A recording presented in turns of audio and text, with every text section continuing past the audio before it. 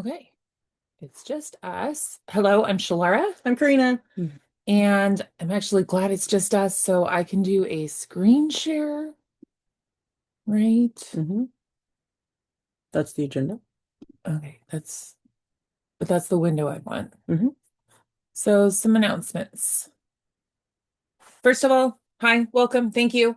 I wanted to share some steps everybody can take right now. We have, I didn't want to do that out up there. Okay. We both completed our NOAA Level 1 disentanglement volunteer training. And our goal is for the group to have at least five recorded, noted Level 1 volunteers by Monday. I think we're already at that. Level 2 seems to require more in-person training, maybe, or sort of on-site stuff. So we're trying to get information about that. On water training was what I read. Okay. Um, so amongst the steps you can take now, the online training, I'll make sure to post that again in both the group in the chat here and on the group page.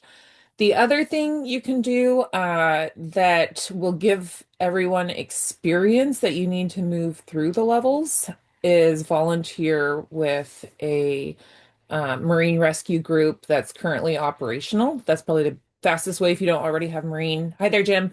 If you don't already have marine experience, a great way to do it would be to volunteer with one of these groups. I volunteered, and they ask very specifically what days are you available, what kind of tasks you want to do, all that kind of stuff.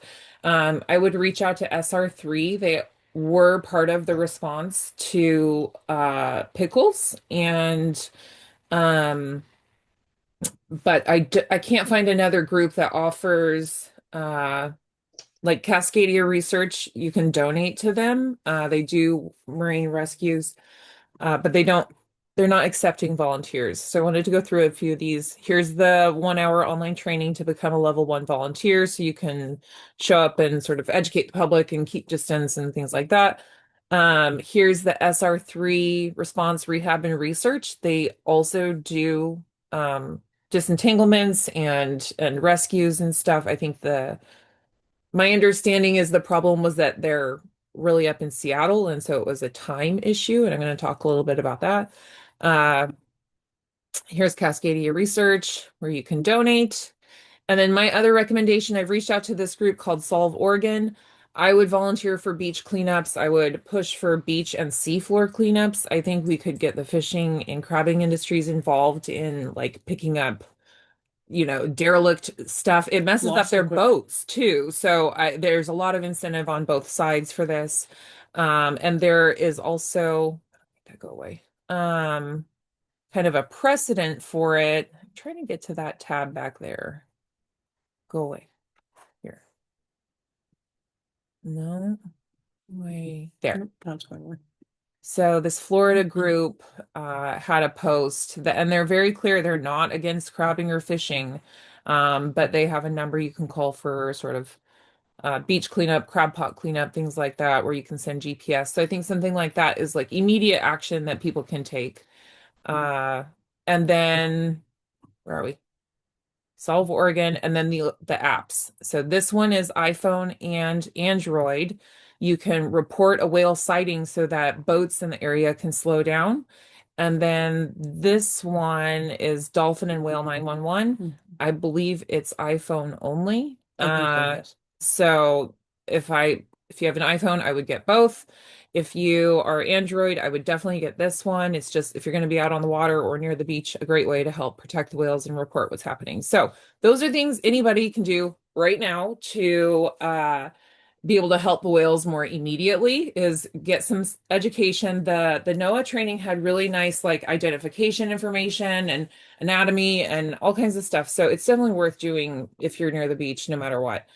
Um, I had brought up sort of a hypothetical timeline, like in a perfect world, if all the things were in a row, here's what the goal would be. We'd see a beach whale at 2 p.m. and have it out by the next high tide, right?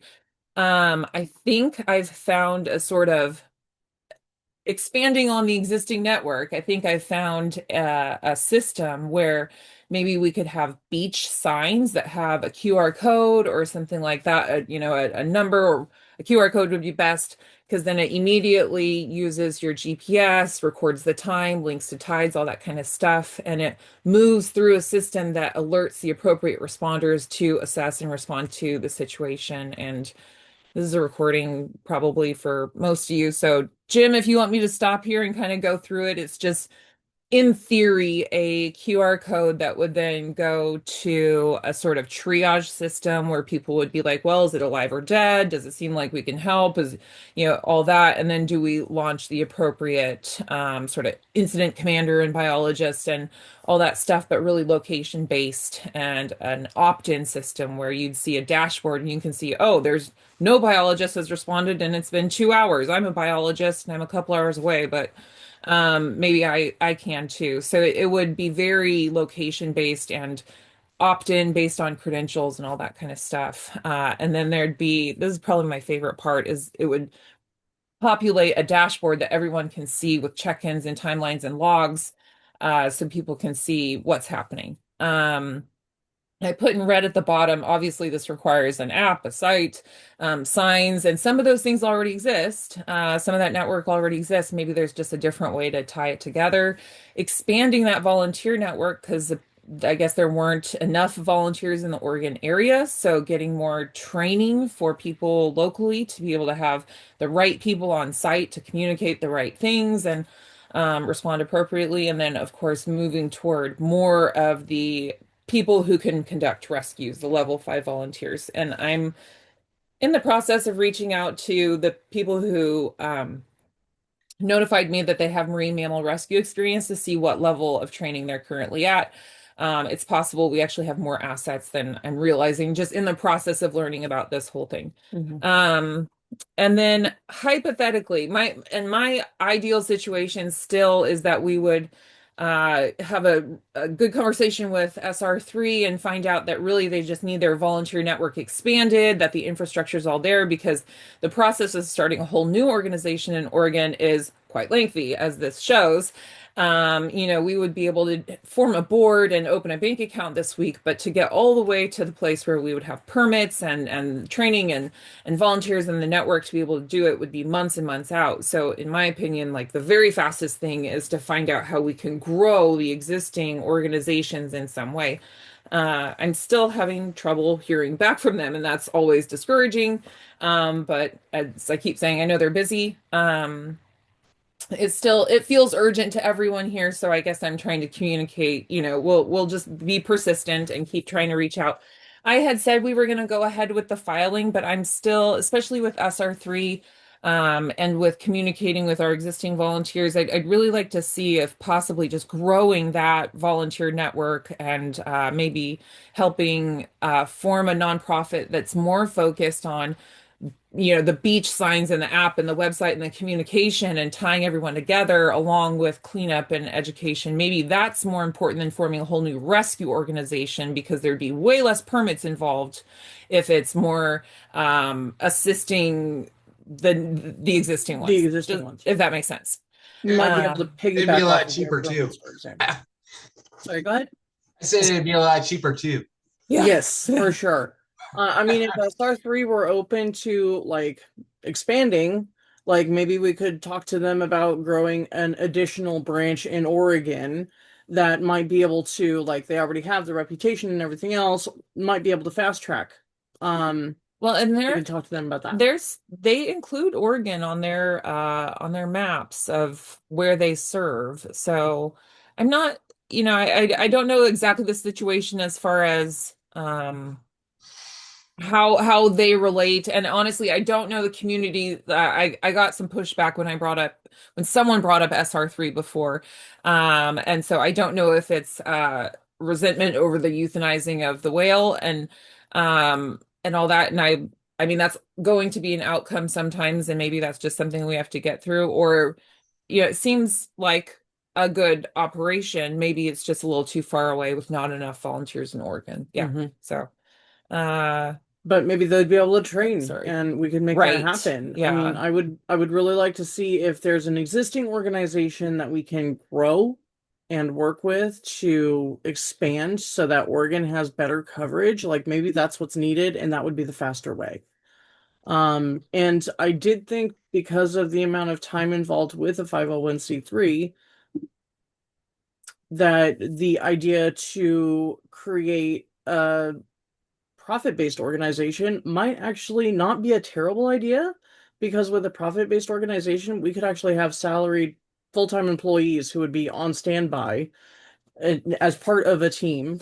I'm not sure we qualify for the right permits, to be yeah. honest.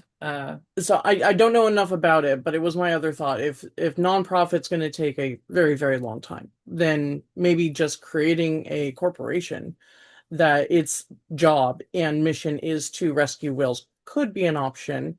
And it would open up other sources of funding. So as a thought, just something to mull over and potentially discuss maybe down the road once we find out more about SR3 and what our options are there. I hear where you're coming from as far as the timeline is. I feel like the transparency of the 501c3 is really important if it's going to happen at all. Especially if you're not really open to donations as a for-profit. You have to. No, you Anyway, can get sponsorships and you can still have transparency.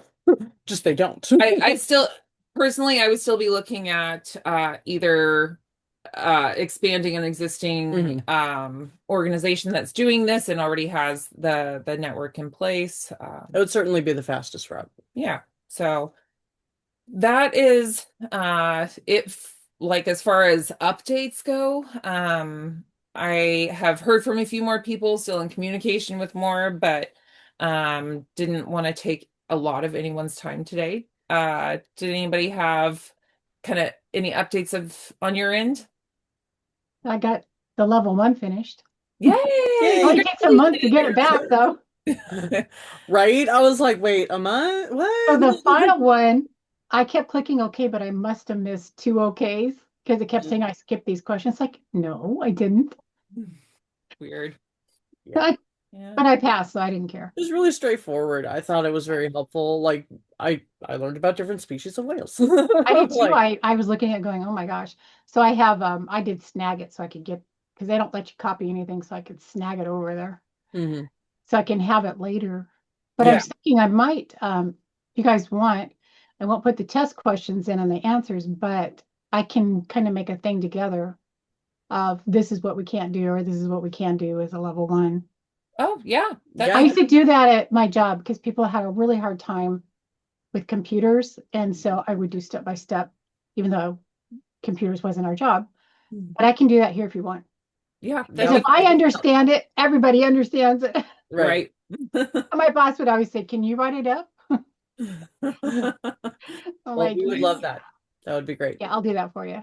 But I was watching that video you just sent, or somebody just sent, on that whale rescue.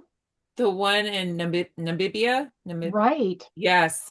Was amazing and super important. It's a very shallow bay or whatever. I looked up the underwater topography and stuff because everyone keeps saying, well, it's so far out, it's sandy and stuff. And no, they successfully rescued a very large whale, a humpback. And I shared it to the group. It was they're always hard to watch, but it was just so heartwarming to see and really inspirational. It's been discouraging how many people are like, no, this is impossible, shut up and stop trying. And so I really want to share that kind of stuff to show, like, even if it is just orienting it correctly so it has a chance to get out there.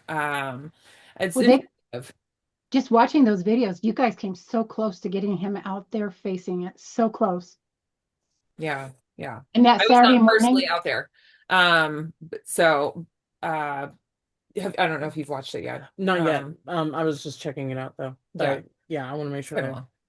But Saturday morning was really close too. I mean, I think if there would have been the right people there and knowing what to do, that would have been right. And that's when not Saturday. We were there Sunday morning. Right. Yeah. So, even a matter of just having more highly trained volunteers around who know more stuff about this if you then have enough people on the beach who are, you know, qualified and all that stuff, but just to push it and reorient it, it'll get itself back out there if it's capable. I mean, that's amazing. So, just more hands on deck for sure. Yeah. Yeah, but level one, you're not supposed to do that, so I'm not sure how Right. we pass that. Definitely. Well, we need to find the people who can help us get to level threes, fours, fives. And once we have a contact with a level five person who can work with people directly and make recommendations, we can get people trained. Yeah, did you So- see Amy? Is it Farmington or Farmer or something? Mhm. Amy Farmer, yeah. Did you see what she put on there? Mm-mm. She's a scientist and she's doing the courses she can. She's actually moving back to Oregon. She's willing, it's on your site. She's willing to go up to that level and Yeah. train. Yeah, So- I want to personally as well. And it'll be interesting to talk to the rescue organizations because I suspect what we might have to do is find a way to create like a sponsorship for someone to kind of cover the expense of it, and all that kind of thing. So Mhm. it may be that we fit in that way, just getting more trained people around, more communication and stuff like that. So Again, organizing volunteers, like organizing the people who are like, yes, I am willing to go and learn these things, and we can get a crowdfunding even to get the amount of money that would be needed to send them off to get them trained. yeah. You know, Yeah, everyone. I'm in another group. It's a spiritual group, but so one of the ladies knows a famous artist who loves whales and he used to live in Oregon. I can't remember his name. I wrote it down somewhere.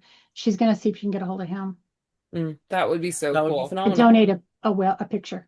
Yeah. Yeah, that would be phenomenal. So, and I do think it's been suggested, and I love the idea of like an art an auction or some kind of art exhibit, something as a fundraiser would be really neat. Long Beach has an amazing art community. I think we could tap into to kind of facilitate something like that if it makes sense as a fundraising thing. Yeah, there was the one artist who had the corgi statues and stuff. And she was like, I'd be willing to donate. Another other artist who would. So, yeah, just having like an art fair to raise funds for whales and whale Right, rescues and There was a girl in Portland. I wrote her name down, Natasha something. She does screen printing on Mhm. t-shirts, and she made one up with Hope on it. It was really pretty. She Nice. got some slack for it, but I thought that was not very nice. But I'm sure she'd be willing, to donate proceeds. Yeah. Yeah. well, and we were looking at like getting vests and stuff that would go over a life jacket that would have screen printing on it. So that would be a huge resource if we could connect with her. Yeah. I'll send you, I wrote her name down when I when I find it, because I've got so many things I'm juggling in the air right now. Yep. Yeah. Totally I'll understand. send it to you. All And right, you can thank find you. her on Facebook. Thank Yeah. you very much. All right. Jim, did you have anything today?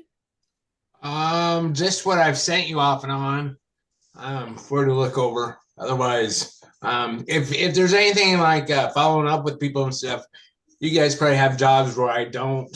I have a lot more time to bug people, So Yeah. Yeah. No, just send me lists or let me know what you need me to do, and Would you mind taking over some of the email? I mean, we can talk through it, but I Yeah, can help with definitely. the email, honestly. yeah, responding to people and adding people on the list. Not my yeah, strong. I can definitely do that type of stuff. Just because not having a job, I get bored easy. Yeah, yeah, awesome. So yeah, we're Never bored. overloaded. So make sure he's not bored. Well, it's not by choice that I'm not working, so But yeah, no, just let me know what you need me to do, and I'll Okay. take care of it.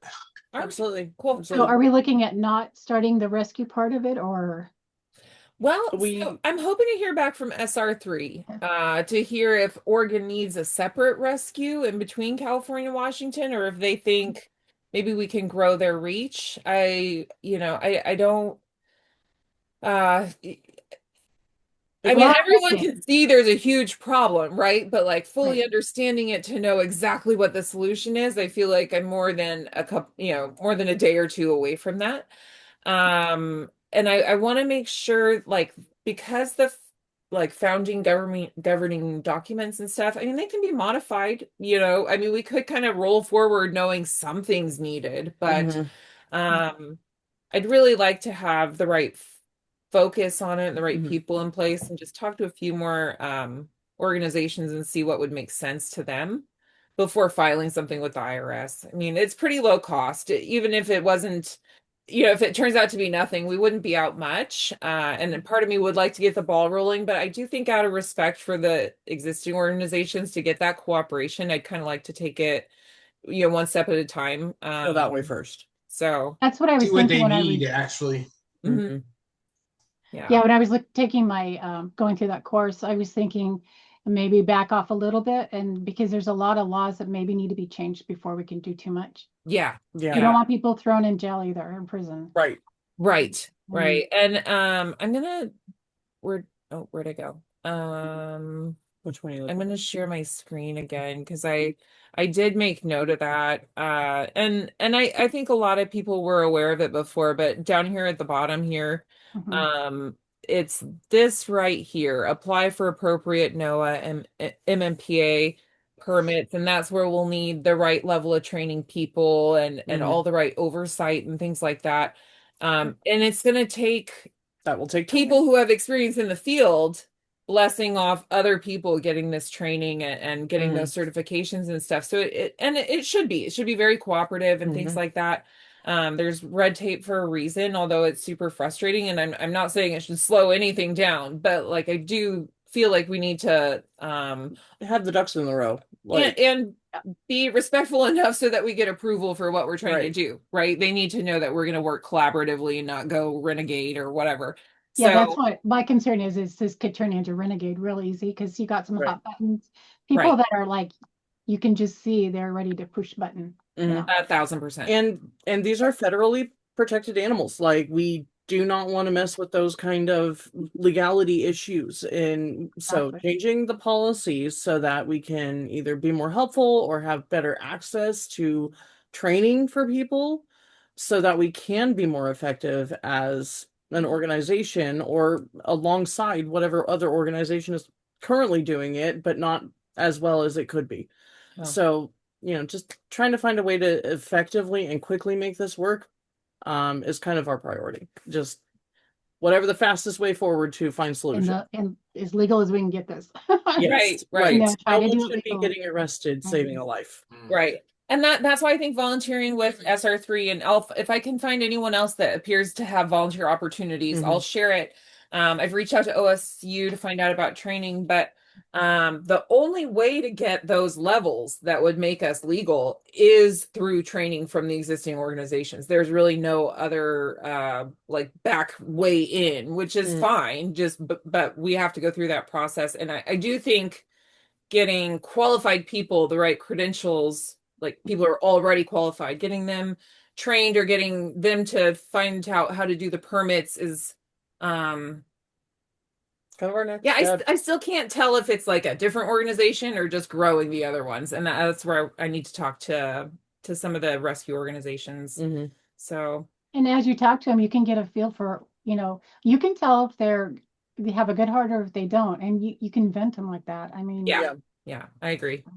We'll be able to tell if they'll want to work with us or if they'll see us as competition or taking away Right. resources. Like, if they're not going to be supportive or want to work with us, like, we'll be able to tell. You want to race me to a whale? We can save it together. right. Buddy. One side's I- yelling, the other I side's wish we pushing. had that kind of competition in this world. Like, I know, and that'd be great. Let's see, you can get it rescued the fastest. yes. But So, I think the volunteers, they did a really good job for not knowing really what all this stuff was. right. Or what to Yeah. expect. I mean, so many people didn't know what to expect. And And that's I think if part of the more people went through these courses, they would get a little more understanding. problem. I agree. Yeah. And that's why I really want to push on everyone who's interested, take the level 1 training. It's an hour online and I learned a lot. So Mhm. Well, mine took more than an hour because I kept grabbing all the stuff. yeah.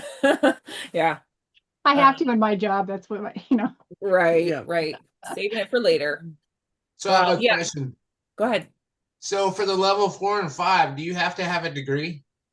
No, No. you have to have a sponsor in order to be like approved to go to level 4 training.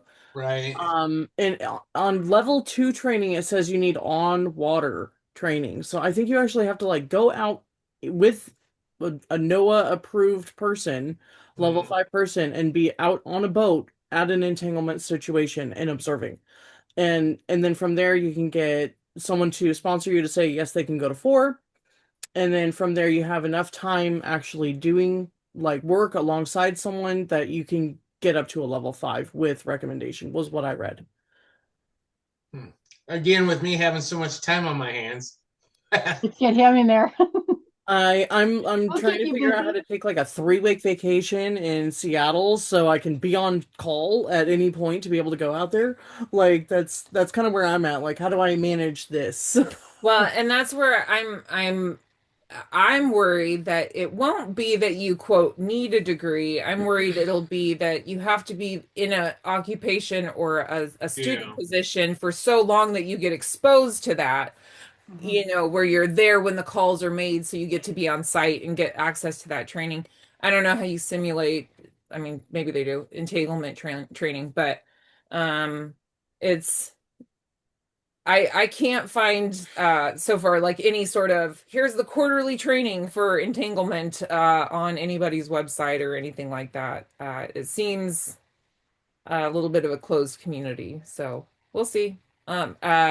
Rebel with a Cause is going to go on Monday to NOAA and try and find out about the level 2 specifically. So I am planning on keeping an eye on that.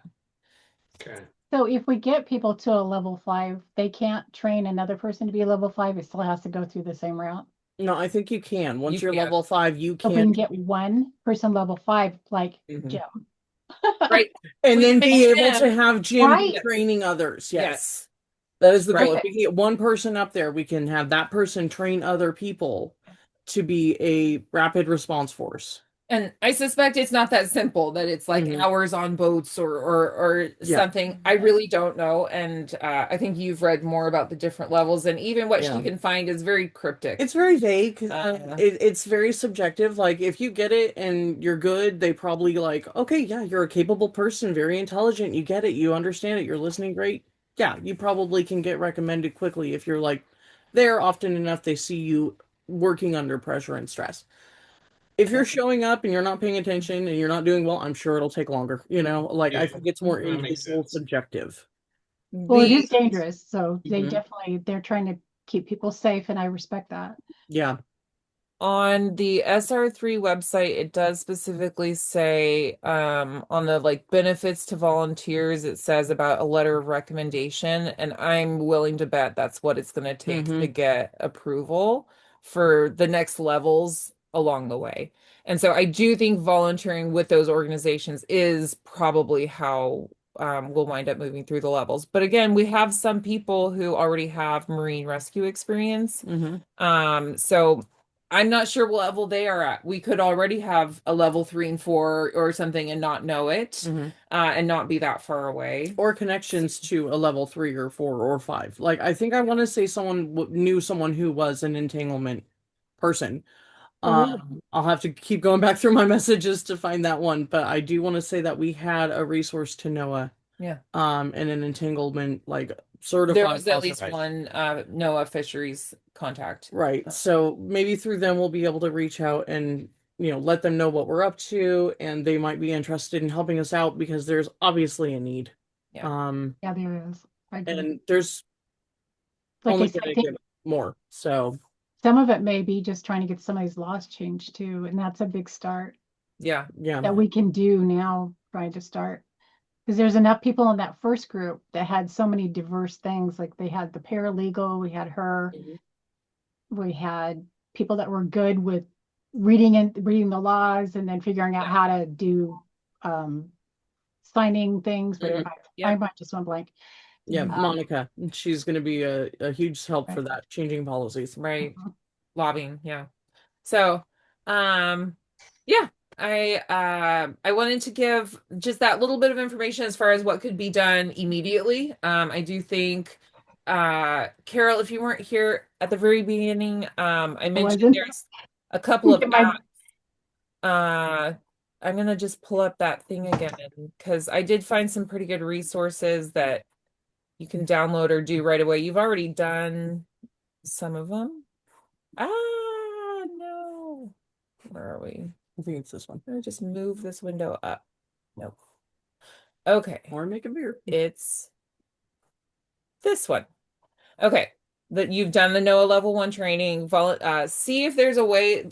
SR3 has a bunch of different ways to volunteer. It says all of them are in person, but it also talks about like communication things and other admin stuff. So I'm still trying to find out, like, do you have to be in Seattle or anything? And I'm just trying to get that way. Saving these contacts in your phone, the SOS whale, that's how you report to NOAA about entanglement. I'm reaching out to Solve Oregon to see if we can talk about a beach and waterway cleanup, especially after crabbing season. It'd be really cool if we could get the fishing and crabbing industries to help do a cleanup. It messes up their boats anyway. So I want to see with some of the existing cleanup groups if maybe they'd be interested in that. And then there's 2 apps. If you have an iPhone, they both work. If you're Android, only the first one works. It's called Whale Alert. And the other one is Dolphin and Whale 911. And they both have like NOAA kind of resources. Whale Alert looks like this. And it tells boats that there's a whale nearby. So they'll slow down and give it a little more room.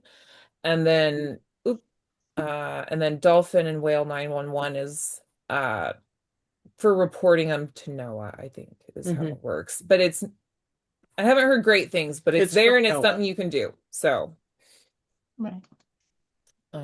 Yeah, that's it. Yeah, I have Android, so one of them. Well, Whale Alert Yeah, then. Whale Alert. That's a good one. But So yeah, I live in Hillsborough, so we're actually not on the coast, but we do go quite a bit because we both work medical, and that's just our time to just try to get away from all the stress we've had. yeah. My husband has to work with patients, so he's just pretty tired. Yeah. It's respiratory, so therapy. I like your sweatshirt, by the way. Thank you. We got it when we went to Yahat. Yeah.